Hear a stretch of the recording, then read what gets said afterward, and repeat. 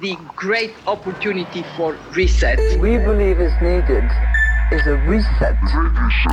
C'est là où il faut aller parce que le monde d'avant, c'est terminé. Le jour d'après, quand nous aurons gagné, ce ne sera pas un retour au jour d'avant.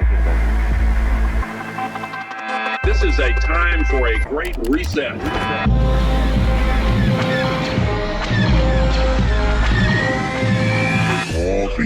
Ou le grand ménage.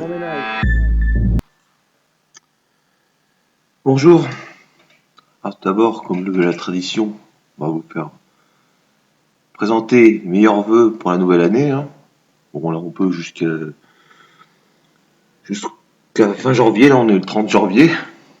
Voilà, bon, meilleurs vœux à titre individuel, bien sûr, parce que pour le reste, il faudra encore voir. On va aussi rappeler que, comme vous le voyez à l'écran, Hervé Ryssen est incarcéré depuis 135 jours. Faudrait pas l'oublier, ça non plus. Faudrait pas aussi oublier garçon qu'on appellera Rémi, qui a été arrêté à l'initiative de racialistes antifascistes. Oui, vous rêvez pas, c'est la dénomination qu'ils veulent qu'on leur donne, pardon. Voilà, racialistes antifascistes. Donc, un contenu comme ça. N'oubliez pas quand même que le vent est en train de tourner, petit à petit. Là, récemment, ils ont renoncé à faire un troisième confinement. Enfin, momentanément, ils ont renoncé parce qu'ils ont vu que les tensions montaient.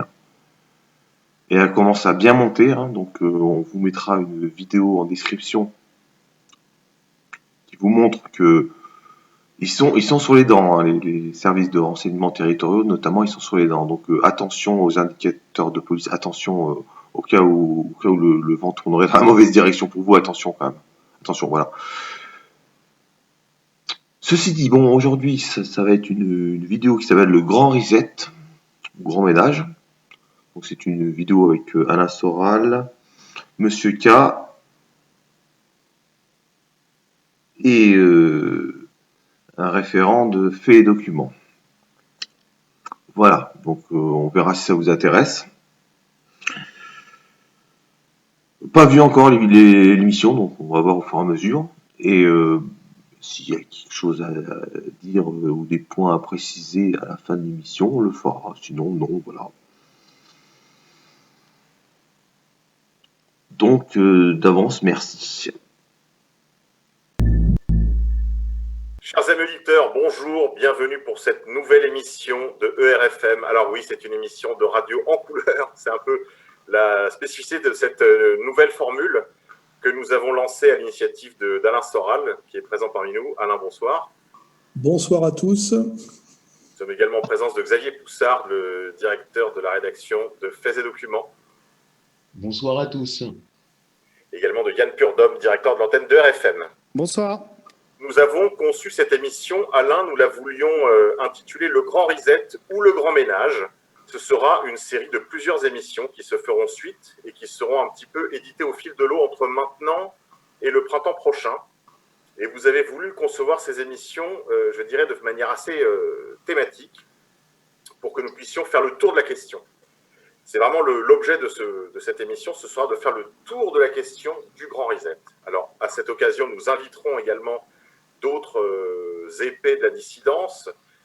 Je me réserve les noms pour l'instant, mais nous vous réservons quelques surprises. Nous allons faire le tour de cette question, d'abord en faisant une sorte de préhistoire du Grand Reset, c'est le thème de ce soir, et puis nous ferons le tour thématique de ce Grand Reset avec différents sujets, différentes thématiques comme Big Tech, Big Pharma, évidemment, nous parlerons du Covid, et puis nous parlerons aussi des perspectives que nous promet ce Grand Reset. Alors Alain Soral, à tout seigneur, tout honneur, j'aurais envie, avant de vous interroger, de vous demander, vous, qu'est-ce que vous avez identifié comme événement annonciateur de ce qu'on appelle désormais le Grand Reset? Quels événements pouvez nous mettre sur la piste de ce qui est en train de se produire? Je peux déjà rappeler qu'en 2011, j'ai sorti un bouquin qui s'appelait « Comprendre l'Empire » et dont le sous-titre était « Demain, la gouvernance globale ou la révolte des nations ». Et on est quand même bien dans cette séquence qui, en fait, s'appelle le Nouvel Ordre mondial. Le Nouvel Ordre mondial avance Et ce qu'on peut remarquer, c'est que, comme toujours d'ailleurs les phénomènes historiques, ça avance lentement, et puis à un moment donné, il y a ce qu'on appelle le saut qualitatif, le bond. Et là, il semblerait que, à partir d'une situation qui évoluait ou qui pourrissait selon la façon dont on la juge depuis quand même longtemps, enfin au moins depuis la crise des subprimes, depuis 2008, ça pourrissait, ça avançait lentement. On avait des signes comme quoi la crise structurelle, puisque là on va parler surtout d'économie et de finances, s'aggravait. On disait bon, ça tient encore, ça tient encore, ça tient encore. Parce que moi je pensais en gros que ça pèterait vers 2012. Il y avait une espèce d'année symbolique qui était 2012, que j'avais sorti mon bouquin en 2011. Et puis ça a traîné. Je me posais même la question à un moment donné, je disais même à Jovanovic, finalement tous les jours on annonce que ça va péter, puis ça fait quand même depuis 2008 que ça tient. Et puis à un moment donné, il s'est passé quelque chose là qu'on est en train de vivre, et qui est arrivé évidemment de manière un peu masquée. C'est-à-dire ça s'est appelé la grande crise du Covid. Mais il est évident pour moi que ce qu'il faut comprendre par le Grand Reset, c'est le moment où le nouvel ordre mondial qu'on appelait la mondialisation et qu'on nous présentait au départ comme une mondialisation heureuse, nécessaire, rationnel, inéluctable, au sens attalien, au sens de main, qu'on voit bien. Aujourd'hui, on est en train de nous l'imposer de force, non plus par une stratégie de séduction ou de persuasion, mais par une stratégie de peur, de terreur. Ça serait comme ça qu'il faudrait poser l'objet. Alors après, si on veut avoir des dates importantes, si je veux faire une présentation un peu plus historique, rappelez-vous qu'en 1992, je crois, Fukuyama avait sorti un bouquin qui s'appelait « La fin de l'histoire et le dernier homme ». Et c'était un peu de dire qu'avec l'effondrement de l'URSS, c'est-à-dire l'alternative communiste, le marché, la logique du marché, c'est-à-dire le libéralisme, était devenu une évidence et en fait était devenu la fin des tâtonnements idéologiques et le passage, à l'évidence et au réel. C'était ça l'idée. Et en fait, cette espèce d'éternité qui nous était annoncée, c'est-à-dire qu'à partir de 1992 plutôt, il n'y avait plus de... Le monde était le monde libéral et il n'y en avait plus qu'un. Et bien finalement, c'est ce qu'on a appelé une courte éternité, puisque 16 ans après, en 2008, il y a eu cette crise des subprimes qui nous a pété à la gueule. Et là, il faudra qu'on insiste là-dessus, on a nos spécialistes, qui était en fait la preuve que l'économie libérale, qui, faute d'adversaires, était devenue entre-temps dérégulée, déréglementée mondiale, c'est-à-dire le marché s'était étendu et avait fait tomber toutes les barrières qui limitaient sa toute-puissance, et avec cette marche en avant et cette extension, se sont aussi exacerbées ces contradictions internes. Parce qu'en fait, ce que l'effondrement de l'URSS a masqué, c'est que l'URSS est tombé du fait de ses contradictions internes. Le socialisme réel s'est effondré du fait de ses contradictions internes, mais ça n'a pas pourtant aboli les contradictions internes, on va dire, du capitalisme, pour être un peu marxiste. Et en 2008, elles nous ont quand même pété à la gueule. Quand on regarde ce qui s'est passé en 2008, il y a eu un diagnostic qui a été fait par tout le monde, qui était trop de création de fausses monnaies, trop de finances, danger de la déréglementation, de la dérégulation, etc., etc.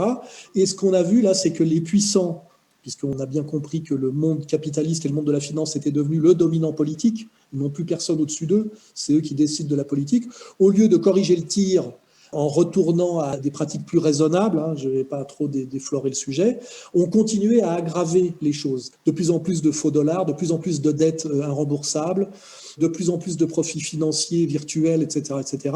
Comme si, en fait, le fait que ça tient sur le plan de la démonstration, on va dire, mathématique, faisait que le réel allait suivre. À un moment donné, on a eu un monde inversé, c'est-à-dire qu'on est passé des mathématiques au service de l'économie aux mathématiques qui produisent purement et simplement de la magie économique. Et à un moment donné, il s'est passé une deuxième date, c'est 2014, je crois que c'est Madame Lagarde qui a annoncé, dans un espèce de discours un peu kabbaliste à base de Reset 777, qu'il faudrait, elle a annoncé la date en 2021, procéder à un grand reset, c'est-à-dire une grande réinitialisation. My last R is reset.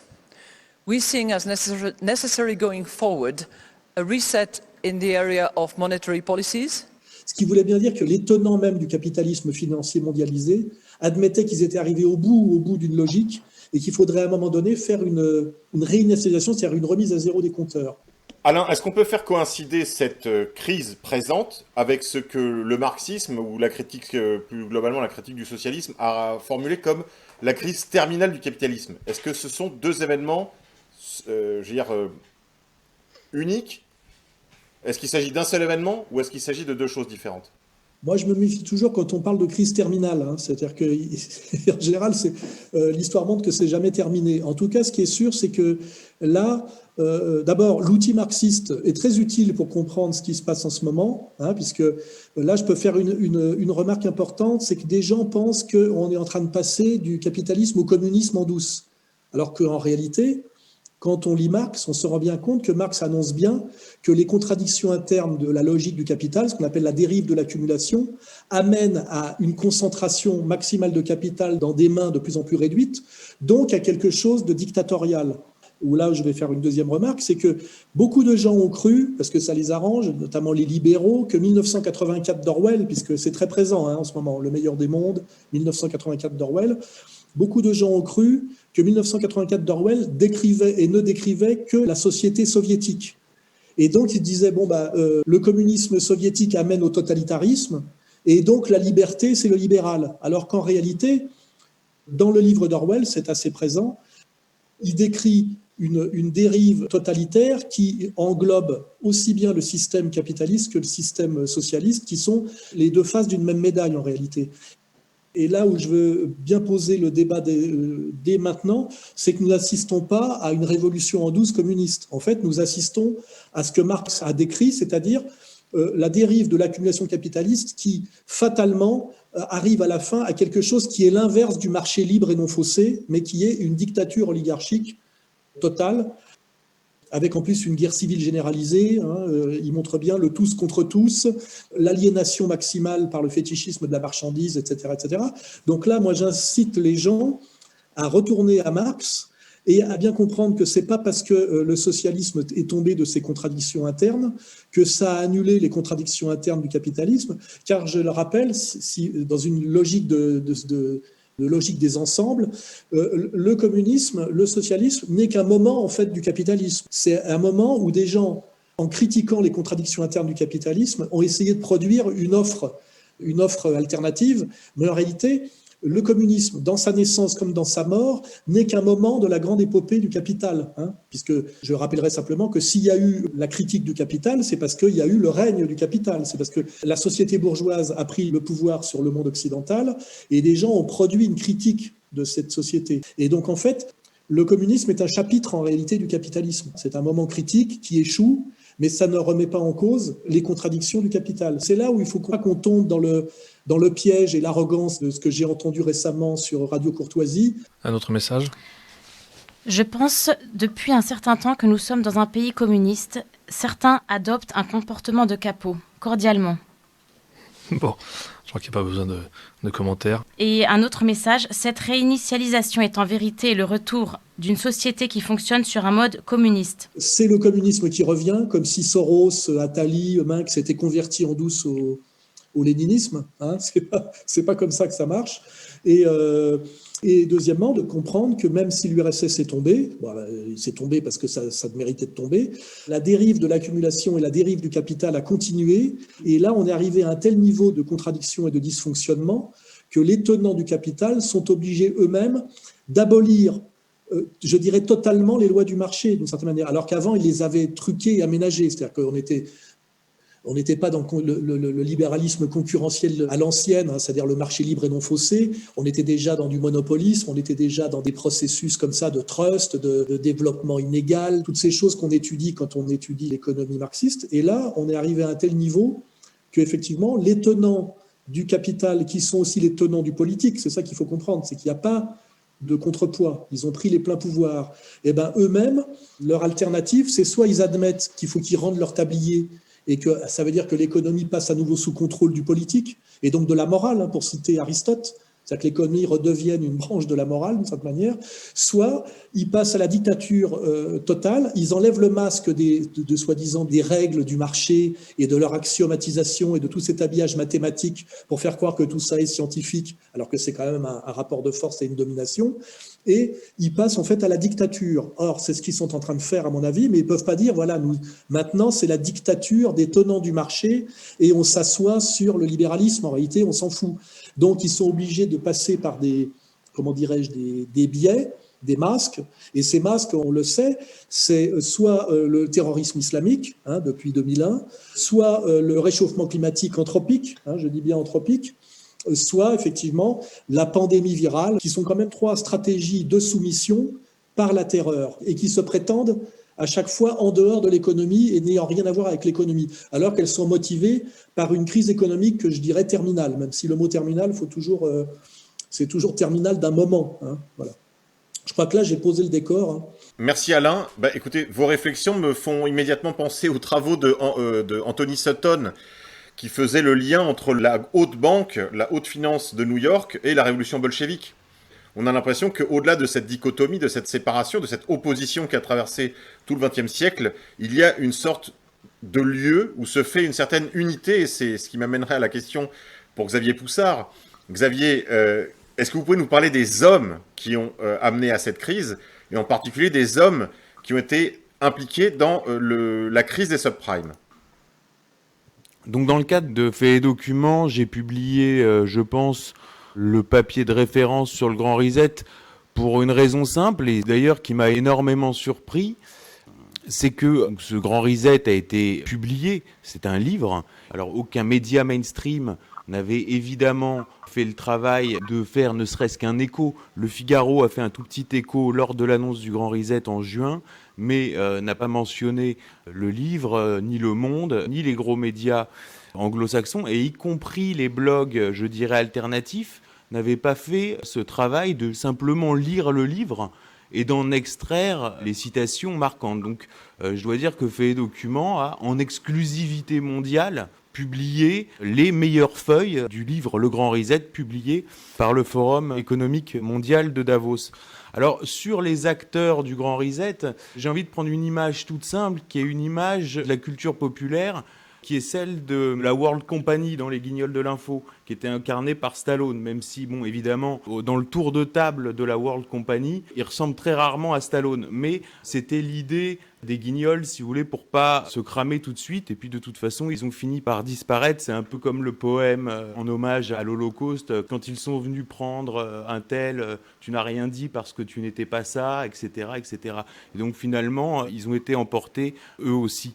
Et ils ont disparu. Mais leur image était excellente, cette image de la World Company, c'est-à-dire la compagnie mondiale, la multinationale, à la fois bancaire, pharmaceutique, médiatique, et puis aujourd'hui, au niveau de l'Internet. Là, ce sont, je dirais, les 4 piliers, et il ne faut pas se tromper, c'est à la fois la banque qui est au-dessus, je dirais, des grosses sociétés informatiques, et en même temps, c'est les grosses sociétés informatiques qui fournissent aujourd'hui l'outil de contrôle à la banque. C'est le rôle du logiciel d'intelligence artificielle Aladdin chez BlackRock, qui a succédé en quelque sorte à Goldman Sachs. C'était Goldman Sachs pendant la crise de 2008. Et aujourd'hui, on voit que BlackRock, qui déjà avait eu un rôle important dans la crise de 2008, a pris encore plus le pouvoir à l'occasion de la crise du coronavirus, puisque Yann reviendra dessus, toutes ces préconisations qui sont la monnaie hélicoptère, la nouvelle théorie monétaire, qui sont en fait le débridage intégral de la planche à billets, ont été appliquées. Et de fait,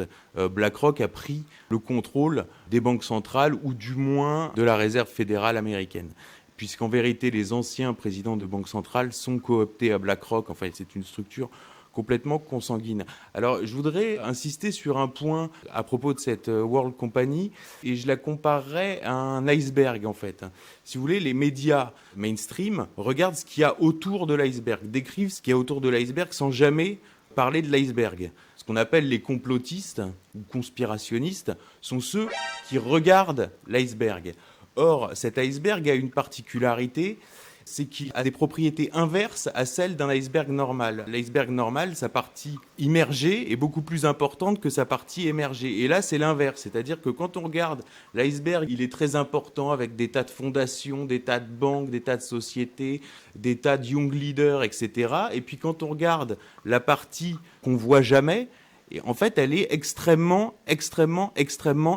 réduite. Alors là, au niveau du Grand Reset, on voit très bien les acteurs qui sont en avant, c'est-à-dire le Forum économique mondial, Bill Gates ou le Prince Charles, la Fondation Rockefeller. Donc ça, ils appartiennent à la partie émergée et on voit jamais donc la partie immergée qui est ce qu'on a découvert, et je le dis de façon très simple, grâce à Donald Trump, et aujourd'hui, même les journalistes les plus anti-Trump le reconnaissent. J'ai lu le livre de Fabrizio Calvi qui s'appelle « Un parrain à la Maison-Blanche », qui est un livre sur les relations entre Trump et la mafia, qui est vraiment un livre à charge, et qui dit très simplement « Epstein pensait que c'était Trump qui l'avait balancé à la police de Palm Beach. Les avocats ont bien expliqué que toute la documentation relative à Epstein avait été déchiffrée par Trump pour les avocats des victimes, et toute cette documentation nous révèle cette partie immergée de cet iceberg qui tente de se maintenir au pouvoir, alors que, je le dis, il pensait avoir pris le contrôle après la chute de l'URSS. Justement, c'était la fameuse fable du monde unipolaire. La Chine était rentrée dans l'OMC, et que l'idée derrière qu'ils allaient être absorbés par le marché, et qu'avec le marché viendrait derrière la démocratie de marché et donc le libéralisme, y compris politique. Finalement, les Chinois ont fait une prise de judo. Ils ont retourné les contraintes qu'on leur imposait pour finalement battre l'adversaire. Bon, là, c'est vraiment, on est sur le plan économique, mais il y a aussi des revers géopolitiques. Il y a des grosses figures, des porte-drapeaux de cette organisation que certains appellent mafia. Moi, je ne pense pas que ce soit une mafia. La World Company, ce n'est pas une mafia, parce qu'une mafia n'est pas nécessairement génératrice d'insécurité. Je m'explique, on est beaucoup plus en sécurité, par exemple, à Naples ou en Sicile, que dans n'importe quelle ville de France. Non, c'est une organisation, il faut le dire, terroriste, parce que c'est une organisation qui terrorise les peuples, qui les terrorise par la peur avec le Covid, qui les terrorise physiquement avec le terrorisme islamique en donnant des statuts de réfugiés à des gens qui sont partis de leur pays pour suspicion d'affiliation à des organisations terroristes. C'est le cas des Tchétchènes, on l'a vu, etc. Donc honnêtement, c'est une organisation qu'on peut qualifier de terroriste et qui tente aujourd'hui par tous les moyens de garder la main et qui est beaucoup plus fragile qu'on le pense. Alors je vais citer un papier qui me semble très important, qui est paru dans Politique internationale le 5 avril au milieu de la crise du coronavirus, pendant le premier confinement. Et donc c'est Dominique Strauss-Kahn qui le signe et ça s'appelle « L'être, l'avoir et le pouvoir dans la crise ». Et lui dit bien que le danger, c'est que la crise sanitaire nourrisse les vieilles pulsions nationalistes, mais il dit malgré tout que le Covid, qui est en fait le Great Reset, c'est la même chose, il y a le même rapport entre Covid et Great Reset qu'entre 11 septembre et guerre en Irak, c'est-à-dire un événement dont le récit officiel est très contestable, avec une réponse qui est apportée qui est encore plus contestable, et la relation entre les deux est loin d'être évidente, voire même absurde. Et tous les gens d'ailleurs qui pointe l'absurdité de la causalité prétendue entre les deux événements sont taxés de conspirationnistes et évidemment évacués du débat public. Et donc Dominique Strauss-Kahn nous dit le coronavirus, c'est une occasion inespérée de reprendre les rênes. Ça veut bien dire qu'ils étaient en train de perdre les rênes. Et il dit ce choc, nous l'avons. Et il conclut son papier en expliquant beaucoup dépendra de l'élection de novembre aux États-Unis. Et il dit il ne saurait y avoir d'armistice, encore moins de libération.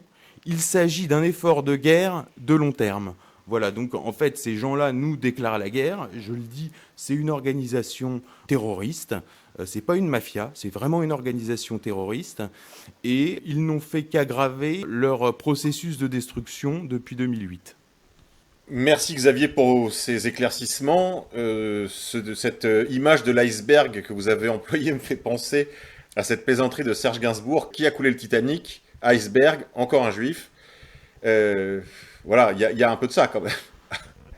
Alors, on va donner la parole maintenant à notre directeur de l'antenne de RFM, Yann Purdom, concernant la situation présente. Alors, Yann, vous êtes plutôt versé dans les questions financières et bancaires, les questions monétaires. J'ai envie de vous poser, parce que moi je suis beaucoup moins initié dans ces matières que vous, Une question toute simple, où est-ce que nous en sommes aujourd'hui en 2020, Yann ? Oui, merci beaucoup de me donner la parole. Moi, quand j'ai commencé à m'intéresser au grand reset, à la grande réinitialisation, et puis à la nouvelle théorie économique qu'on essaie de nous vendre avec, qu'on appelle la théorie monétaire moderne, la TMM, quand je me suis un peu intéressé à tout ça, j'ai vu énormément de similitudes, si vous voulez, avec ce qu'on a connu par le passé. Et du coup, ça m'a donné un peu envie de revenir sur la genèse de la crise de 2008 et tous les excès qu'on connaît actuellement. Et en fait, il y a un personnage absolument fondamental là-dedans, c'est Milton Friedman.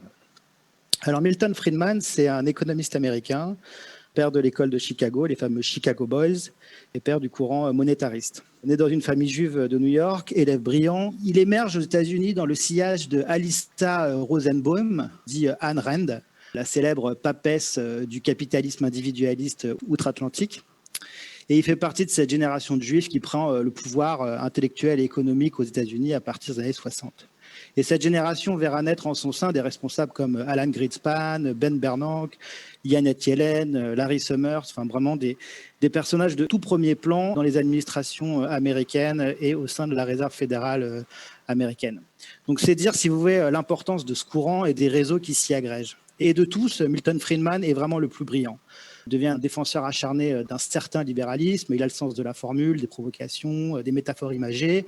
Did you ever have a moment of doubt about capitalism and whether greed's a good idea to run on? Well, first of all, tell me, is there some society you know that doesn't run on greed? Bref, ça fait de lui une vedette. Et le courant de pensée qu'il anime, le monétarisme, va jouer un rôle majeur dans l'avenir des États-Unis et de l'Occident, en donnant, si vous voulez, les outils intellectuels et moraux justifiant la mise à mort des accords de Bretton Woods, soit l'architecture économique et monétaire de l'après-guerre.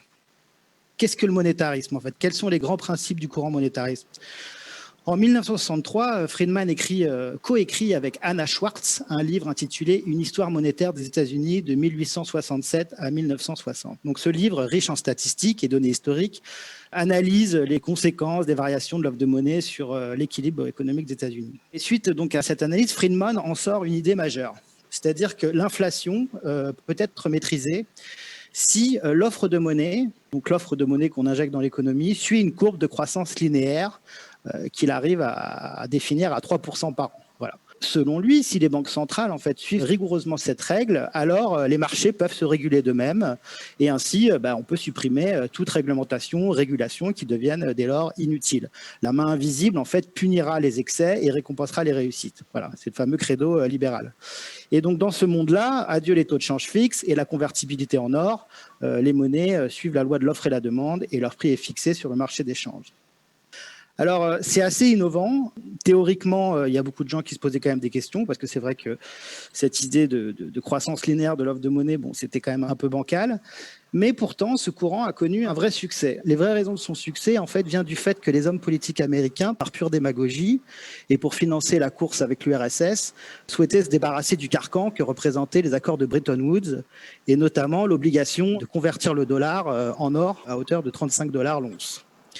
Et le courant monétariste leur offrait sur un plateau la justification théorique de son enterrement en première classe.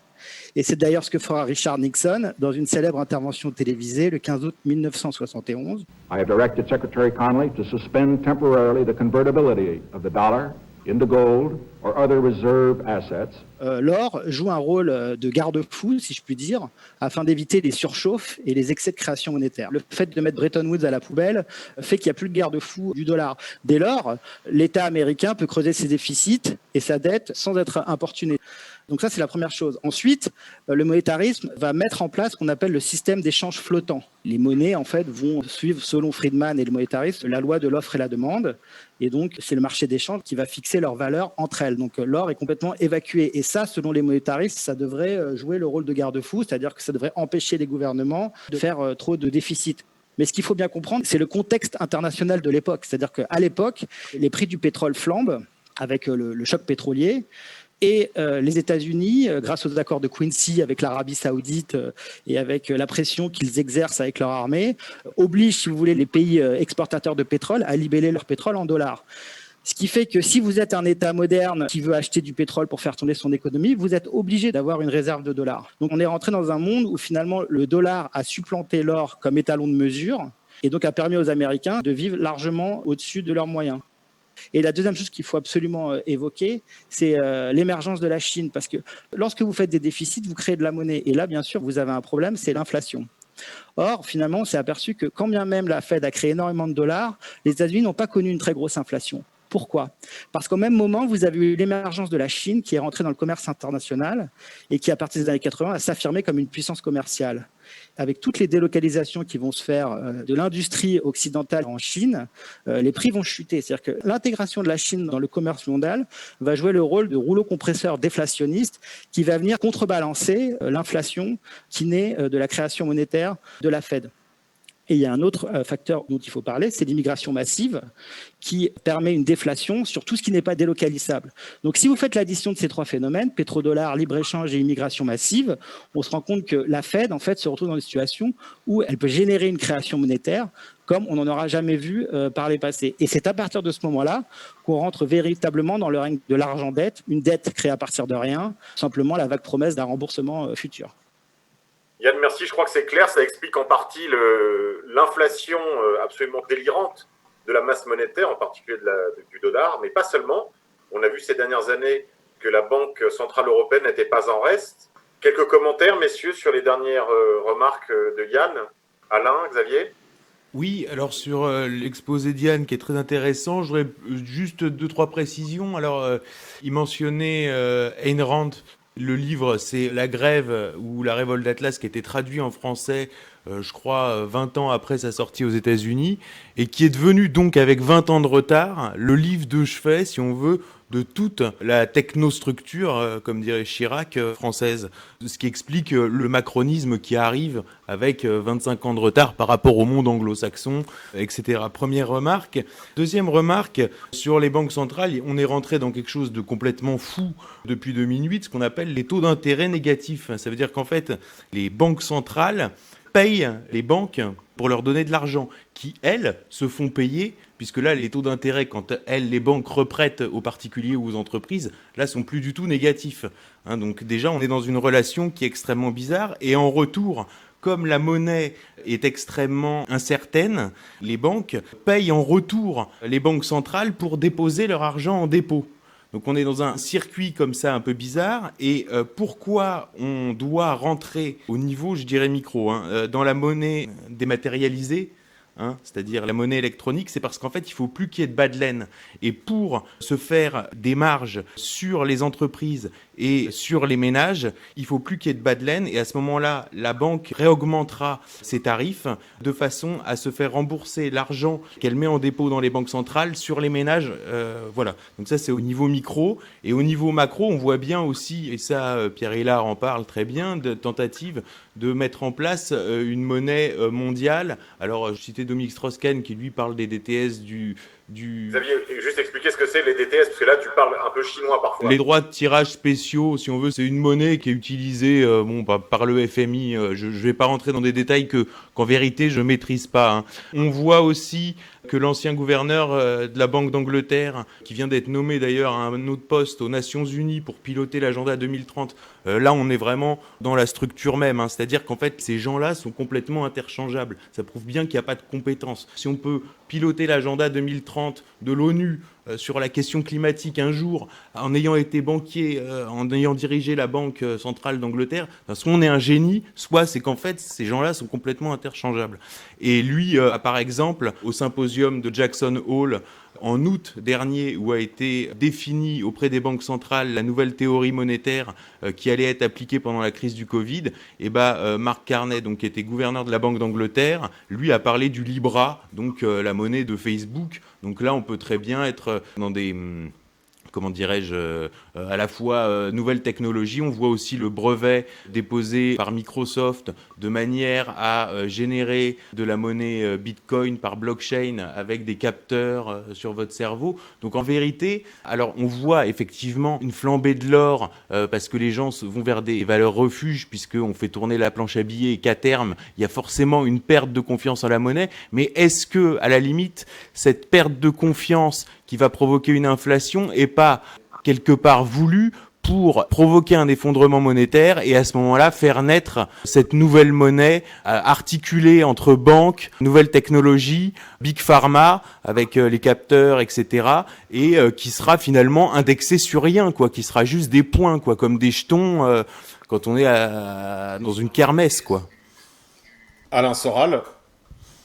Oui, ben là, on voit bien tout le piège de ce qu'on appelle l'économisme. C'est que au départ, c'est quelque chose qui est là pour gérer la création de richesses par de la production. C'est-à-dire qu'au départ, on est dans du réel. Et puis, à un moment donné, on a des mathématiques qui se mettent au service de la gestion de la production. Ça s'appelle la comptabilité. Et puis, à un moment donné, les mathématiques prennent le dessus. Où on en est aujourd'hui, c'est que l'économie, qui est au départ une réalité, est entièrement surdéterminée par des logiques mathématiques d'apprentis sorciers, qui sont totalement déconnectés du réel. Alors on sait que ce glissement existe aussi dans la microphysique, c'est-à-dire qu'à un moment donné, il faut un très haut niveau en mathématiques pour comprendre l'infiniment petit, et on est obligé de sortir de ce que Bachelard appelait le chosisme, c'est-à-dire qu'on ne peut pas dire un atome c'est comme une orange ou des conneries, c'est-à-dire qu'il faut, à un moment donné, on passe par de l'abstraction mathématique pure.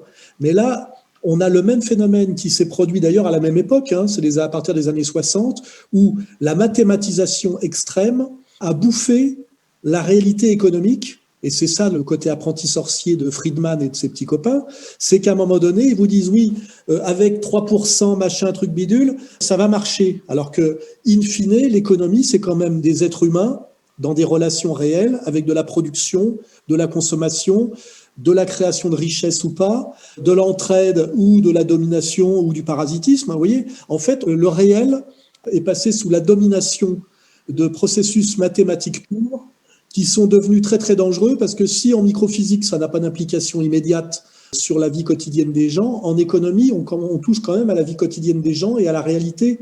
Et là on voit bien qu'il s'est passé quelque chose, c'est l'économie a pris le pouvoir sur le politique, ça s'appelle l'épopée bourgeoise, et les mathématiques ont pris le pouvoir sur l'économie qui avait pris le pouvoir sur le politique. C'est-à-dire qu'aujourd'hui on a un monde réel qui est resté réel comme toujours, avec la vie, la mort, le manger, l'humanité, qui est entièrement dans la main d'un petit groupe de gens, très peu nombreux, qui pensent pouvoir faire marcher le monde et le dominer par de l'axiomatique pure, c'est-à-dire par des jeux mathématiques purs. J'ai rien compris, c'est pas fait pour mettre, c'est fait pour acheter, pour vendre, pour acheter, pour vendre. Et c'est exactement la meilleure leçon qu'on puisse avoir sur ce qui se joue en ce moment, si vous voulez comprendre ce qui se passe dans le système financier moderne. C'est tout, vous avez tout compris quand vous avez compris cette histoire. Eh ben, le grand reset, c'est qu'à un moment donné, c'est d'ailleurs ce qu'on appelle le phénomène de bulle, mais là c'est la bulle des bulles, c'est qu'à un moment donné, il y a ce qu'on appelle, ce que d'ailleurs Lénine appelait l'éternel retour du concret. Vous voyez, c'est-à-dire qu'à un moment donné, on est là, parce que pour pas partir dans des, comment dirais-je, dans de l'économie, mais justement faire de la critique non économique de l'économie, c'est qu'à un moment donné, il faut revenir à la réalité, et on est parti très très loin de la réalité, et les gens aujourd'hui qui ont le pouvoir ont un pouvoir qui est un pouvoir d'usurpation, un pouvoir de délire, un pouvoir de mensonge. Le grand reset, c'est que normalement, il devrait le rendre, ce pouvoir, c'est-à-dire on se calme, on revient à la réalité des échanges, on revient à la réalité de la production, à la limite on revient à un capitalisme productif, entrepreneurial, on revient à une réalité du marché. Or, ces gens-là, au lieu de rendre leur tablier, puisque en fait, c'est là qu'on peut reprendre des dates, en 2008, il aurait fallu faire le grand reset. Mais le grand reset, le vrai, c'est-à-dire le grand ménage, le grand retour à une réalité. Et on a continué à aggraver cette mathématisation délirante. Et en 2014, la décision qui a été prise, c'est comme maintenant c'est irréversible, et qu'en plus on est en danger de mort, parce que ceux qui ont pris le contrôle du monde par cette escroquerie, parce que là on est bien dans des jeux d'écriture, en but d'escroquerie, il y a de la spoliation, il y a du vol, parce que de l'autre côté, les gens se font dépouiller quand même, faut pas oublier, parce que il faut bien qu'au bout, quelqu'un paye quand même. C'est pour ça qu'à un moment donné, aujourd'hui, ce qui est en jeu, c'est la liquidation de l'économie réelle des classes moyennes réellement productives et entrepreneuriales, PME, PMI, petits commerces, restaurants, etc., etc. Effectivement, le bas de laine qu'il va falloir piquer pour boucher une partie du trou, d'une certaine manière. Et ceux qui veulent piquer le bas de laine, c'est ceux qui ont monté la combine à partir de Friedman. Donc là, il faut retourner à du politique, c'est qu'on a une bande de voleurs qui nous ont arnaqués par du baratin mathématique et qui normalement devraient être chassés à coups de pied dans le cul aujourd'hui avec des réformes pour revenir à quelque chose de plus sain, qui est l'inverse de la mondialisation, on l'a compris, qui est de la c'est l'inverse de la dérégulation, de la déréglementation, de la mondialisation, de la dette. Il faut reprendre tout ça à l'envers. Et ces gens-là qui sont au sommet de cette pyramide, c'est une pyramide, comme en fait ils sont démasqués d'une certaine manière, maintenant ils passent à la dictature. Alors, dans un premier temps, pour que cette dictature soit acceptable, ils disent on est obligé de vous enfermer parce qu'il y a un virus, on est obligé de vous supprimer vos libertés parce qu'il y a des terroristes islamiques qui veulent vous égorger, on est obligé de vous empêcher de fonctionner parce que ça crée de l'empreinte carbone, vous voyez. Mais on sait très bien que toutes ces théories sont fallacieuses. Le réchauffement climatique anthropique est une escroquerie. Le virus, il y en a toujours eu et ça se gère. Donc là, on est dans la phase de gens qui, en se servant des mathématiques, je dirais, ont pris le pouvoir sur le monde. On est en train de comprendre que cette prise de pouvoir est dévastatrice et qu'en fait, c'est une immense arnaque. Et ces gens-là qui sont terrorisés d'être remis à leur place, c'est-à-dire punis, passent à la vitesse supérieure parce qu'ils ont quand même le pouvoir politique et le pouvoir, je dirais, du contrôle de l'argent. Ils sont en train, par les relais policiers, on voit très bien, ils tiennent la police d'une certaine manière, ils tiennent l'armée, et ils sont en train d'essayer effectivement, de nous enfermer et de nous empêcher de nous défendre. La destruction de la classe moyenne, c'est aussi ça, parce que la classe moyenne, c'est le potentiel révolutionnaire. Ils sont en train, par la tentative, on le verra aussi, du pseudo-vaccin, de nous détruire corporellement nos capacités de défense et de combat, de faire de nous quelque part d'un peu des zombies. Et donc on est là, effectivement, dans une mer des batailles qui arrive, qui a beaucoup de dimensions eschatologiques. Et c'est pour ça que moi je dis qu'il faut à un moment donné remettre l'économie à sa place à coup de pompe dans le cul. C'est-à-dire que je rappelle que chez les Grecs, comme dans les monothéismes qui ont fonctionné très longtemps, si on cite Aristote, si on cite les évangiles ou si on cite le Coran, rappelez que l'économie est une branche de la morale, doit être surdéterminée par les valeurs, et les valeurs, je dirais, transcendantes, et que sa place est succursale de la morale et de la gestion empathique des autres. C'est là qu'on est dans un grand virage. C'est que ce qui est remis en cause, effectivement, c'est tout justement cet économisme. Et moi, ce que je dis, c'est qu'on ne peut pas corriger l'économie par de l'économie. La cage dans laquelle on doit remettre la bête sauvage, c'est comme ça que l'appelait Hegel, ne peut pas être faite de la même matière que la bête. Vous voyez ce que je veux dire? C'est-à-dire qu'on a un problème là justement de philosophie. C'est pour ça qu'à un moment donné, il faut botter le cul de l'économiste avec de la philosophie et dire c'est bien gentil tout ça, mais c'est une épopée historique, c'est une histoire, effectivement, qui arrive un peu à son terme. Et de même qu'on a dit, on a pu critiquer les grands récits, ce qu'on appelle les grands récits, les monothéismes, les révolutions, etc. L'épopée libérale est aussi un grand récit. Et c'est celui qui a tenu le plus longtemps, parce qu'il était le plus habile et le plus déguisé je dirais, en sérieux mathématique. Il était soi-disant le moins idéologique. Et ça aussi, c'est une énorme arnaque. Et d'ailleurs, c'est toute l'arnaque de l'économiste dont on parlait tout à l'heure, c'est de dire toujours, voilà, en fonction de calculs mathématiques, la marche à suivre est celle-là, et c'est une démarche scientifique. Dès lors qu'on est dans des rapports humains, la science devient une science humaine, c'est-à-dire une science molle, qui n'a rien à voir avec la science dure. Et en dernière instance, c'est toujours des rapports de force.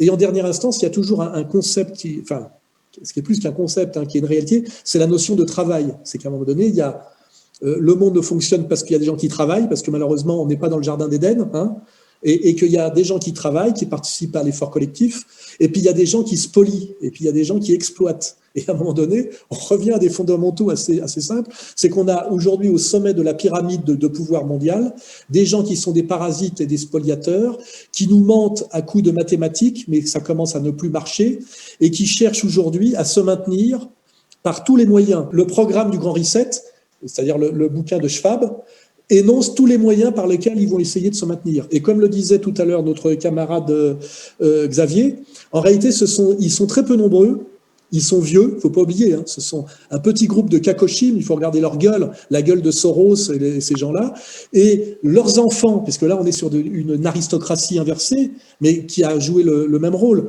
Leurs enfants sont des petits marquis dégénérés, il faut voir la différence entre les fils des uns par rapport à leur père et fils Biden, vous voyez, mais aussi père et fils Enthoven. Le fils Soros, faut aller sur l'Instagram du fils de Soros. Donc en fait, on a des oligarques kakoshim délirants, diaboliques, avec des rejetons qui sont totalement dégénérés et servis par des gens qui sont soit des imbéciles, soit des corrompus, soit des lâches. ce monde ne peut pas marcher encore très longtemps comme ça. Donc de toute façon, le grand reset, on va y avoir droit, mais il vaudrait mieux que ce soit pas celui qui nous prépare. Et je vois pas comment celui qui nous prépare peut durer longtemps, parce que il y a comment dirais-je, une phrase qui dit très bien les choses, c'est on peut mentir tout le temps à très peu de gens, on peut mentir quelque temps à tout le monde, on peut pas mentir tout le temps à tout le monde. Voilà, c'est à peu près ça. Xavier Poussard, juste une remarque avant que tu prennes la parole, Xavier. Oui, toutes les remarques que vous faites là sur les mathématiques, pour ceux qui veulent illustrer ces propos, vous pouvez aller regarder le très bon film des années 90, je pense, ça s'intitule Pi. Pi comme le symbole mathématique, Pi. Vous y trouverez beaucoup des choses que Alain a dites ce soir, je crois, de manière bien illustrée. Ensuite, vous avez parlé des Kakoshim, il y a bien sûr les Soros, mais aussi le Schwab, qui apparaît de plus en plus régulièrement avec un costume de méchant de Star Wars. On dirait vraiment un méchant de film, Xavier. Oui, alors Schwab, c'est assez drôle comme personnage d'avoir mis ce type... qui est un économiste allemand, qui a organisé dans les années 70 ce forum de Davos, qui a souvent fait rire, parce que c'est les gens qui faisaient la morale sur l'écologie alors qu'ils arrivaient tous en avion, enfin, presque un peu démodé. Je signale quand même que le dernier forum de Davos a été quand même historique, parce qu'il y a eu la menace de Soros, qui est bien expliqué que dans un contexte particulier, révolutionnaire ou très particulier, Trump pourrait pas être réélu, et puis Trump qui a, encore une fois, déclaré la guerre aux mondialistes. Alors ensuite, mettre Klaus Schwab en avant, c'est quand même étonnant parce qu'il parle anglais avec l'accent allemand, quoi. Now is the historical moment, the time, not only to fight severe virus, but to shape the system. In short, we need a great reset.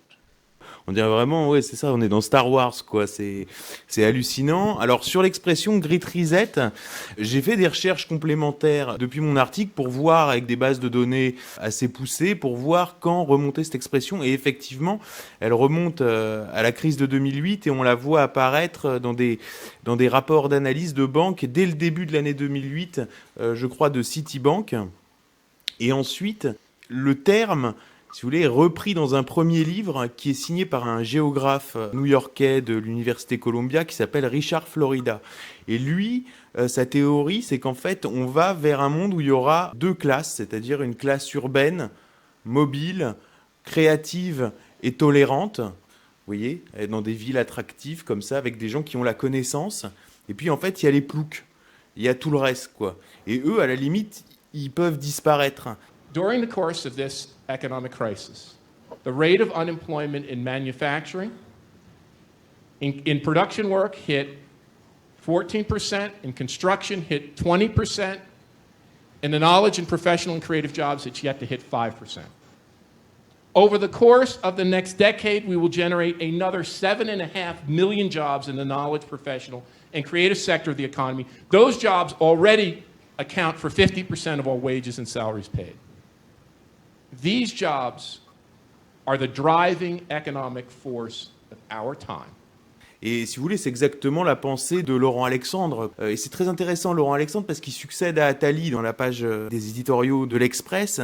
Et lui, c'est celui qui assume, justement, c'est plus inclusif, quoi. C'est-à-dire que vous êtes des merdes. Et il le dit quand il passe à Alix, à Polytechnique, d'ailleurs, qu'un type comme ça puisse être invité à Polytechnique, ça dépasse l'entendement. Il dit, mais vous êtes des hommes-dieux, et les autres sont des inutiles. Les dieux, vous, qui maîtrisez, contrôlez, managerez les technologies NBIC, les technologies transhumanistes, et les inutiles, les gens moins favorisés, qui auront du mal dans le monde compliqué dans lequel nous rentrons. Et en fait, c'est ça le grand reset, c'est de dire, au bout d'un moment, mathématiquement, on n'a plus besoin de vous. Vous devez disparaître. Et là, on voit, je parlais d'organisation terroriste tout à l'heure, enfin, il y a quand même une vraie déclaration de guerre à l'humanité. Et ça, elle est officielle, elle est écrite. C'est sidérant, c'est absolument sidérant, mais on est face à cette bête. Et encore une fois, là, je vais prendre une comparaison par rapport à la chasse. Le gibier est jamais plus dangereux que quand il est touché, agonisant et sur le point de mourir. Et en fait, on est face à cette bête-là qui est en train de mourir et qui, dans son agonie, donne des énormes coups de griffe et essaye de tuer Et voilà en face de quoi on est. Donc je dis surtout aux gens qui nous écoutent de ne pas avoir peur, de bien comprendre face à quoi ils sont, de ne pas surestimer l'adversaire, parce que comme le disait Alain, il le rappelait, c'est effectivement une bande de Kakoshim, hein. On est sur du 85 ans de moyenne d'âge. D'ailleurs, la plupart sont morts. Je crois que Brzezinski est mort, Rockefeller est mort, les enfants, effectivement, sont des dégénérés. Il reste Kissinger. Et puis, plus on va dans les générations qui suivent, moins il y a de qualité. Et puis, il y a une reproduction. Là, on voit Blinken, qui est nommé secrétaire d'État, il me semble, de l'administration Biden. C'est le fils, c'est le gendre de Samuel Pisar, qui était déjà le conseiller de Giscard. Enfin, vous voyez, on est dans un truc qui est complètement de reproduction par le sang, sans aucune légitimité, parce que l'ancienne génération, à la limite, qui était arrivée, je dirais, à son apogée avec le monde unipolaire et la fin de l'histoire en 1990, c'était des gens qui, si vous voulez, étaient issus quand même de la Seconde Guerre mondiale. C'est-à-dire, ils avaient un vécu, malgré tout. Ils avaient un vécu. Or là, c'est des gens qui... Il faut voir Nicolas Begruen qui se prétend être le successeur de Soros. Enfin, en plus, ces gens-là ont des Instagram, si vous voulez. Ces gens-là existent, ils ont des identités, ils ont des Instagram. Vous allez sur leurs Instagram, vous regardez leur vie. Mais enfin, vous êtes effondrés. Ils sont effondrant de nullité, quoi. Donc, je dis aux gens de vraiment garder l'espoir et de continuer à travailler sur tout ça. Vous vous levez le matin, vous travaillez, même si on vous empêche de travailler, vous travaillez. Et puis, ils tiendront pas longtemps, voilà. Xavier, merci. On va donner la parole quelques instants à Yann Purdom, directeur de l'antenne de RFM. Yann ? Oui. Vous parliez tout à l'heure de Davos, là, ce club millionnaire d'où est partie en fait cette idée du Grand Reset. Ce qui est intéressant, en fait, je pense, c'est que, comme je l'ai expliqué, donc la création monétaire là qu'on a vécue nous fait passer de crise en crise. Donc, il y a eu la crise de la bulle Internet. Ensuite, il y a eu la crise des subprimes, la crise des dettes souveraines, avec la crise de la zone euro. Maintenant, on arrive vraiment un peu à la crise terminale du dollar qui s'annonce. Et en fait, n'importe quel économiste un peu posé et puis honnête verrait que finalement, la solution simple pour sortir de cette fuite en avant, ce serait de dégonfler les bulles, quoi. Cette énorme bulle de crédit qui s'est créée et de rentrer en déflation qui permettrait finalement que l'économie soit plus saine et qu'on puisse effectivement repartir sur des bonnes bases. Mais cette élite de Davos n'en veut pas. Pourquoi ? Parce que effectivement, ce sont des gens qui se sont formidablement enrichis sur cette création monétaire. Ils sont tous multimilliardaires. Et donc, bien sûr, une déflation, pour eux, c'est une division par 10 de leur richesse. Donc, je ne pense pas que ce soit une option possible pour eux. Et donc, ce sont quand même des gens lucides et pragmatiques. Et bon, ils sentent bien quand même que politiquement, la situation est plus tenable. Il y a eu l'élection de Trump, le Brexit, le mouvement des Gilets jaunes qui ont fait quand même l'effet d'un électrochoc. Dès lors, un peu comme dans les années 70, quand il a fallu tuer Bretton Woods, ils réfléchissent à un nouveau cadre, un nouveau paradigme, en fait, qui pourrait donner du sens à la situation. Lorsqu'on parle de l'économie, il faut bien entendre que l'économie, c'est vraiment la science de la justification des inégalités et de l'injustice. Et donc, c'est là, si vous voulez, qu'arrive cette fameuse théorie monétaire moderne qui nous est vendue avec le Great Reset et qui va jouer justement ce rôle, un peu le rôle qu'avait joué le monétarisme dans les années 70 pour permettre finalement de changer de paradigme. Qu'est-ce que c'est que la TMM, cette théorie monétaire moderne ? On peut dire pourquoi la TMM, c'est le prolongement du monétarisme, parce que finalement, la TMM remet en cause la notion de déficit et de dette, et c'est pour ça que partout maintenant dans les journaux, vous pouvez voir éclore des sujets comme faut-il rembourser la dette, est-ce qu'on ne peut pas rentrer dans une dette perpétuelle. Donc, il faut bien comprendre que tout ce questionnement-là, en fait, tout ça, c'est l'introduction de la TMM dans le débat, en fait, de dire que finalement, un État, ce n'est pas une entreprise ou un ménage et qu'il n'a plus besoin de collecter l'argent par l'impôt pour fonctionner. Il peut accumuler les dettes sans contrainte sur ses capacités fiscales et sans être soumis au risque de défaut. Et donc, par ses dépenses, il alimente en monnaie l'économie. On est encore dans le prolongement de Friedman parce que finalement, on est toujours dans cette idée où on peut inonder l'économie de monnaie avec une justification théorique. Donc, quand Friedman a pris le pouvoir, ils nous l'ont joué, ils ont essayé de séduire l'électorat conservateur WASP en se faisant passer pour des libéraux durs. Et puis là, maintenant, ils nous refont le coup avec donc cette Sandy Kelton qui est la papesse en fait de la TMM qui a sorti un bouquin là cette année, qui était conseillère économique de Bernie Sanders en 2016 et en 2020. Ils essaient de nous réintroduire cette théorie avec la gauche, du moins avec le courant démocrate progressiste. Et donc, on voit éclore aussi des sujets comme le revenu universel. Donc, le revenu universel, bien sûr, au-delà du fait que ça permet d'avoir un contrôle total sur la population, puisqu'on peut vous couper le robinet quand on veut, Il faut bien comprendre que dans la tête des ingénieurs du Grand Reset, le revenu universel se mariera avec la technologie blockchain, donc la mise en place de la monnaie digitale pilotée directement par les banques centrales. Et donc, les banques centrales auront un accès direct sur votre compte.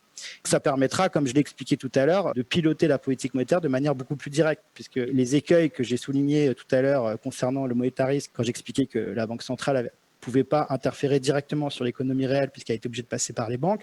Bon, ben là, les banques sautent. C'est d'ailleurs pour ça qu'à mon avis, les banques vont être sacrifiées. On voit que les banques sont très mal, notamment les banques françaises, et que je pense pas qu'il soit prévu de les sauver. Donc, je pense que les banques vont être sacrifiées sous l'autel du Great Reset pour finalement laisser aucun intermédiaire entre la Banque centrale et les ménages et les entreprises. Ça permettra donc à la Banque centrale de contrôler directement la masse monétaire et donc par la technologie blockchain pourra contrôler la vélocité, créditer ou débiter votre compte selon ses impératifs de politique monétaire. Par exemple, je crois qu'il y a peut-être d'autres arrière-pensées. Je pense que là c'est sûr que vous avez raison, il y a un contrôle direct de la Banque centrale sur la monnaie. Mais est-ce que ce n'est pas plus simplement que ça, la mise en place d'une sorte d'esclavage par le contrôle de la blockchain qui vous permettra qui permettra aux banques centrales de contrôler finalement tous les achats, tous les paiements, enfin toute la vie économique de tout le monde en fait, Alain Soral. Oui, une fois de plus, il faut essayer de prendre un peu de hauteur et en fait, il y a une logique qui apparaît, qui est quand même assez simple, parce que le principe d'une équation, c'est qu'elle doit tomber juste, quoi. C'est-à-dire que ça doit faire zéro, ça doit s'équilibrer.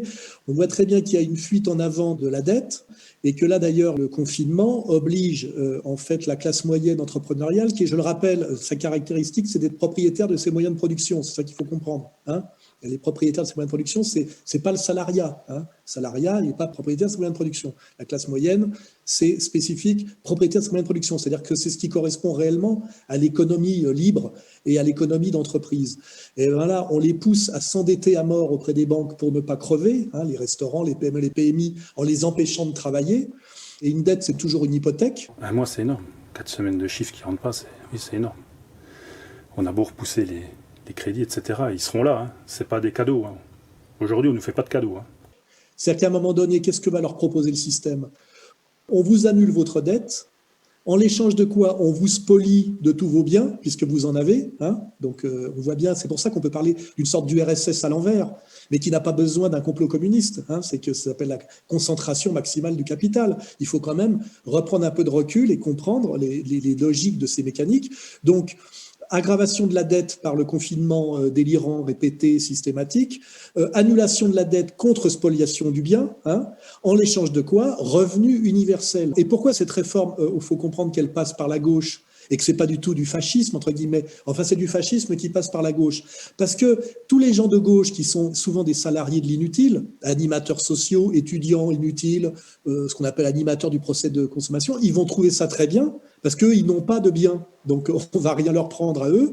Et ça va nous être vendu par la gauche au nom de l'égalité, de la solidarité, de la fin à la fois de la logique de l'argent, ce mot qui résonne toujours négativement dans la gauche, et aussi de la fin de l'idéologie du travail. Parce que d'une certaine manière, l'entrepreneur qui se levait tôt le matin pour bosser, pour se faire un patrimoine, sera déclaré comme c'est un mauvais joueur, et de toute façon, il est détesté par le gauchisme. C'est-à-dire que là, on a un fascisme qui arrive par la gauche, ce qui est quand même donc un front renversé. Ça me rappelle un peu la ligne Maginot, vous savez.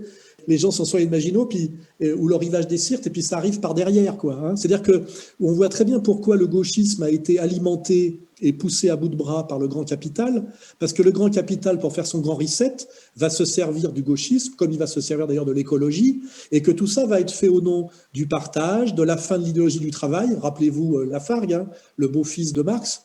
Finalement, le revenu universel, même un con comme Chouard est pour, je veux dire, tous ces gens-là vont abonder. Ça va montrer du doigt finalement l'entrepreneur comme un emmerdeur qui veut s'enrichir, qui veut faire bosser les autres, etc. Et finalement, une fois de plus, le pouvoir bancaire sera masqué par cette guerre déclarée à la classe moyenne. Rappelez-vous Arlette Laguillet, employée de banque, qui parlait tout le temps de patrons et de travailleurs. Ce qui prouve d'ailleurs qu'on ne peut pas se passer de travailleurs dans les entreprises, mais les patrons, on peut très bien s'en passer. Il n'y avait jamais le mot banquier dans l'histoire, alors qu'il y a très longtemps que le capitalisme bancaire a pris le pouvoir sur le capitalisme entrepreneurial.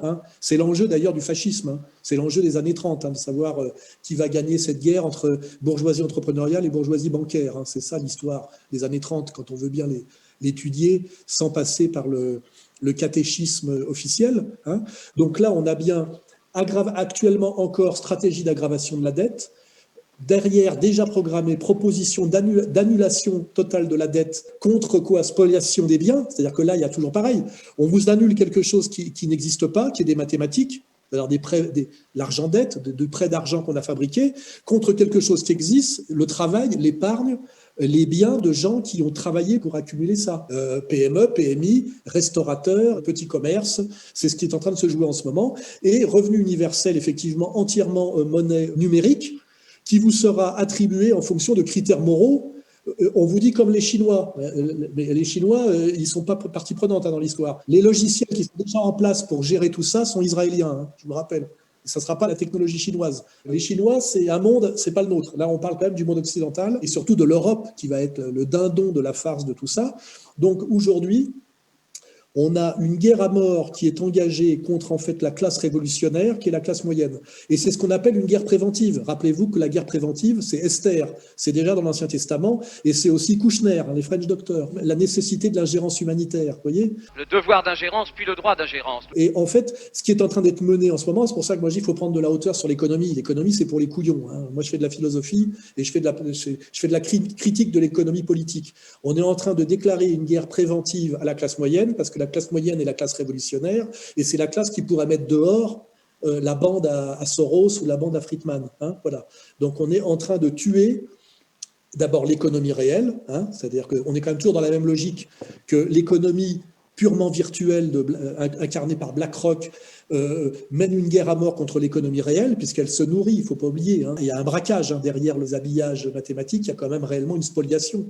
Il y a un vol. Il y a des gens qui sont de plus en plus pauvres, des entrepreneurs qui font faillite dans les 5 ans, et puis des entités financières qui ne produisent rien et qui, à un moment donné, maîtrisent une masse de monnaie qui leur permet d'avoir un pouvoir total par la corruption sur le politique. Il ne faut pas oublier quand même qu'en dernière instance, tout ça est une histoire de pouvoir. C'est le pouvoir de la corruption. En ce moment, il va falloir parler aussi de ce qui se passe aux États-Unis avec le coup d'État.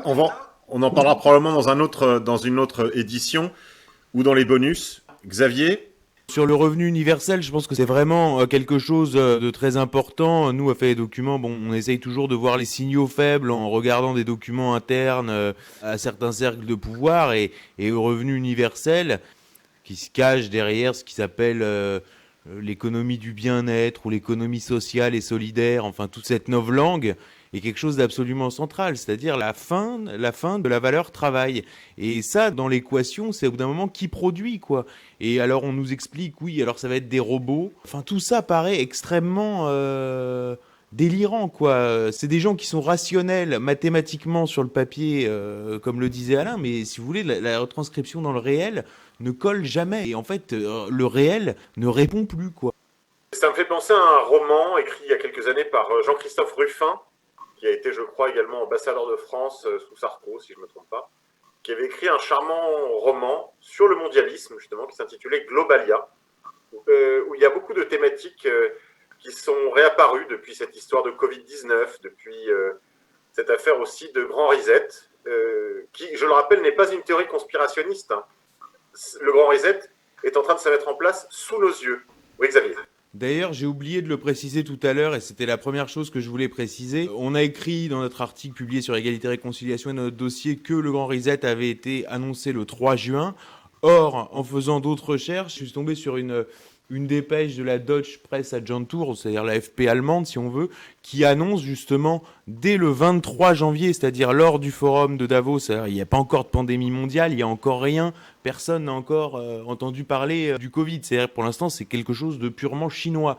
Et dès le 23 janvier, qui est déjà le jour où est annoncé le programme de vaccination mondiale, hein, le 23 janvier, c'est-à-dire on est 3 mois avant le premier confinement. Ils annoncent le Grand Reset et ils annoncent le programme de vaccination mondiale. Autre chose, et pour revenir sur l'histoire de numérologie de Christine Lagarde, en fait, j'ai compris en voyant cette dépêche que la date du 3 juin avait été choisie pour quelle raison ? Parce que dans leur numérologie à 2 balles, ça donne 666, 3 x 6, 666, et voilà. Et c'est pour ça que ça a été annoncé le 3 juin, aussi bêtement. Donc en même temps, on est dans quelque chose d'infantile, quoi. C'est minable. C'est ça qui je veux vraiment insister là-dessus, parce que je vois beaucoup dans les commentaires des gens qui sont désespérés. Par exemple, je vois le cuistot de la télévision étoilée basque. Bon, bah lui, par exemple, quand j'écoute ses interventions médiatiques... Monsieur Etchebest. Voilà, on a toujours l'impression qu'il fait tout, mais pourquoi, alors que j'ai tout fait, le gouvernement m'autorise pas à ouvrir ? Ben oui, on a tout fait. Comme de bons élèves, on a fait tout ce qu'on nous a demandé pour arriver à quoi ? À une fermeture. Donc c'est génial. Tu vois, donc il y a quand même beaucoup de gens, alors peut-être qu'il fait ça parce qu'il est à la télé et que bon, il a des contrats aussi, je sais pas, mais bon, je pense malgré tout que beaucoup de gens n'ont pas encore conscience de la chose, et ceux qui ont pris conscience sont confrontés à des gens qui, eux, n'ont pas pris conscience. Et bon, il faut quand même garder, être pessimiste dans l'analyse et optimiste dans l'action, et je pense que ça c'est absolument central, et comprendre que nos adversaires sont dans des opérations de guerre psychologique. Alain ? Oui, important quand on voit le côté un peu guignolesque de tout ça, revoir sur Internet, puisque tout ça est accessible sur Internet. Alors je précise déjà que le Grand Reset n'est pas un délire complotiste, puisque c'est un livre qui s'appelle Covid-19, le Grand Reset, qui est co-signé par Schwab et qui est même traduit en français. Donc en fait, c'est un programme avec un agenda. Donc, de dire que c'est un complot, c'est juste un mensonge de l'oligarchie et des médias qui travaillent pour eux. Mais en fait, il n'y a pas de discussion là-dessus, puisque c'est un programme avec un agenda et vous pouvez l'acheter d'abord en anglais et même maintenant traduit en français sur Amazon. Voilà. Donc, et vous le lisez et puis vous verrez que tout est bien dedans. Alors après, ce qui est marrant, c'est que je suis retourné voir la vidéo de Lagarde qui est sur YouTube. Il y a encore des trucs sur YouTube. Et ce qui est marrant, c'est que Christine Lagarde, qui est la patronne du FMI à ce moment-là et qui est donc à Davos, fait un espèce de numéro de numérologie à base de 7. 7, 7, 7, le grand reset. So my hope and my wish for 2014 is that after those 7 miserable years, weak and fragile, we have 7 strong years. Et donc, on se dit, c'est marrant de faire de la numérologie comme ça pour initier, mais c'est quand même accessible sur Internet. Donc, on voit bien que là, pour ceux qui ont vu le film Pi dont tu parlais tout à l'heure, qu'il y a tout un arrière-monde de numérologie kabbaliste qui peut être assez effrayant, parce qu'on voit qu'on est quand même chez des gens qu'on croit être des gens rationnels qui se servent des mathématiques, mais en fait, non. Les mathématiques sont surdéterminées par quelque chose de totalement ésotérique et de magique, et même de ce qu'on peut appeler de diabolique. Et si vous regardez maintenant le forum de Davos, qui s'appelle Forum économique mondial, vous allez voir que les 3 O qui sont dans un cercle sont reliés par un arc qui fait que ça fait 666. Donc on a en permanence des gens qui s'amusent à mettre de la numérologie. On n'est pas dans le délire complotiste, c'est eux-mêmes qui mettent en scène ce genre de code, ce genre de message codé. Alors, est-ce qu'ils y croient ? Est-ce que ça les amuse ? Mais en tout cas, chaque fois qu'on cherche ce genre de signes, ils n'arrêtent pas, ces dingues là qui ont pris le contrôle du monde, ils n'arrêtent pas de jouer à ça. Voilà. Et est-ce qu'ils rigolent tant que ça ? Ou est-ce que finalement on est tombé chez des gens qui sont effectivement des apprentis sorciers et qui sont, là on a une logique maçonnique, des gens qui en fait se déclarent profondément anti-chrétiens et sont dans une logique prométhéenne. Là on pourrait demander à notre ami Stéphane Blais, qui a été un ancien initié maçonnique, de voir que les hauts gradés de la franc-maçonnerie, effectivement, se réclament de Lucifer, qui est pour eux un émancipateur de la loi naturelle. La loi naturelle, c'est respecter certaines limites que Dieu nous donne, et ces gens-là, effectivement, sont hors limite. Les mathématiques et la mathématisation de l'économie leur a permis d'ailleurs d'accéder à du hors limite, mais c'est du hors limite temporaire, c'est de la bulle. Donc on voit bien que tous ces sujets, toutes ces manières d'aborder la chose de manière très, très réaliste ou de manière assez magico-délirante fusionnent aujourd'hui dans un espèce de moment là, dans lequel on est, qui s'appelle le projet du Grand Reset, dont on peut faire une lecture totalement matérialiste, les contradictions de la dérive du capital, ou totalement, je dirais, religieuse, avec quelque chose qui a à voir avec l'antéchrist. Vous voyez, tout ça en ce moment converge, et fait sens, et c'est pour ça que ça peut être assez effrayant, Et en même temps, il y a toujours cette ambivalence, c'est assez effrayant, puis aussi assez ridicule en même temps. Hein. Quand on voit, regardez Christine Lagarde faire son numéro de numérologie en 2014, on voit quand même une espèce de bonne femme. On l'imagine première de la classe, un peu vieille fille, un peu moche, avec une vie privée un peu triste, et qui d'un seul coup s'est fait un peu prendre le cerveau par son psy d'une certaine manière ou par quelqu'un qu'elle consulte. Vous voyez, comme certains peuvent être dans le sadomasochisme sexuel, et on a l'impression que ces gens-là sont en fait totalement perdus. Alors après, effectivement, on peut dire Dieu les a abandonnés ou ils ont abandonné Dieu, et on a des gens qui sont à la fois des dingos, des paumés, un peu des monstres, et qui sont en train de nous amener à quelque chose de très très inquiétant. Et là, je rappellerai, quand on regarde les films des années 70 de science-fiction qui étaient très souvent dystopiques, hein, c'est le mot à la mode, je me rappelle de Soleil Vert, vous voyez, on est un peu dans Soleil Vert, et je vous rappelle que Soleil Vert est un film américain qui montre quoi? Qui montre l'Amérique, qui montre pas l'URSS. Là, je refais encore à nouveau remarquer qu'il n'y a pas besoin de passer par le communisme, l'URSS, et que même quand on voit ce qui est devenu la Russie aujourd'hui sous Poutine, elle a renoué avec l'orthodoxie, elle a rompu totalement avec ce matérialisme soviétique. Et en fait, je crois qu'aujourd'hui, c'est plutôt du côté de Cromwell qu'il faut aller voir, c'est plutôt du côté d'Amsterdam, de Londres, de New York, hein, c'est plutôt du côté, on va dire, de l'Occident judéo-chrétien qu'il faut aller voir le problème. Notre ami Yann, tout à l'heure, nous citait les noms des apprentis sorciers de la nouvelle économie. Je dirais qu'il n'y a pas beaucoup de catholiques là-dedans, et ça pourrait peut-être nous amener à la transition sur Trump et l'élection américaine, sans doute. Très bien. Alain, merci beaucoup. Xavier, merci infiniment pour ces échanges très riches. On se retrouvera la prochaine fois pour un nouvel épisode de Le Grand Reset ou Le Grand Ménage, toujours avec Alain Soral, Xavier Poussard de la rédaction de Faits et Documents, et un invité que je me réserve de vous communiquer ultérieurement. Chers amis éditeurs, on se retrouve juste après ça pour les bonus. Et autrement, n'oubliez pas, vous pouvez nous aider. Sur le site d'Égalité et Réconciliation, vous avez tous les outils pour nous aider financièrement, nous soutenir. Faites-le de manière régulière, ce qui nous permet de construire dans l'avenir des projets tels que celui-ci. Chers amis auditeurs, je vous dis à la prochaine fois. C'était Monsieur K pour le Grand Reset.